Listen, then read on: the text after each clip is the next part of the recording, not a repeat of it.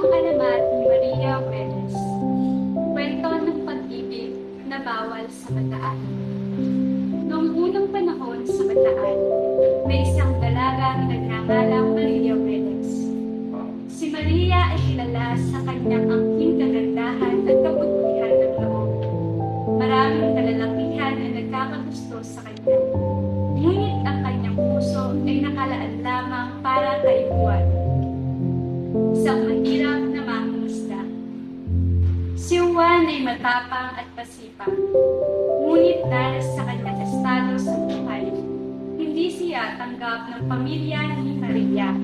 Ang mga magulang ni Maria ay gusto siyang ipakasal kay Don Manuel, isang mayamang hasyendero na kayang ibigay ang lahat ng luho at pangangailangan ng kanilang pamilya.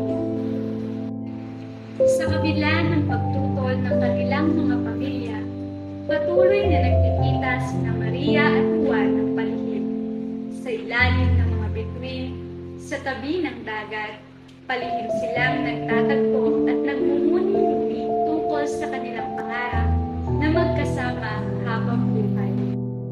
Isang gabi, nadiskubre ng mga tauhan ni Don Manuel ang kanilang sikreto. Ikinulong nila si Juan at pinalayo si Maria. Sinabi ng mga magulang ni Maria na kapag hindi siya pumayag na magpakasal kay Don Manuel, hindi na niya muling makikita si Juan. Sa matinding pangpipila at pag-aalala, pumayag si Maria sa kasunduan.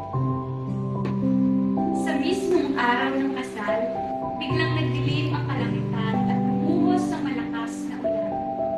Habang naglalakad sa altar, narinig ni Maria ang isang tinig na tumatawag sa kanyang pangalan. Tumigil siya at tumakbo palabas ng simbahan. Sa kabila ng ulan, nakita niya si Juan, nakatayo at basang-basa sa gitna ng daan. Niyakap ni Maria si Juan ng maigpit at nagpasya silang tumakas palayo sa lugar na iyon. Sumakay sila sa bangka at pumalaot sa dagat. Hindi na muling nakita sina Maria at Juan, at sa kanilang pagkawala, maraming kwento ang nagpalipat-lipat sa bayan.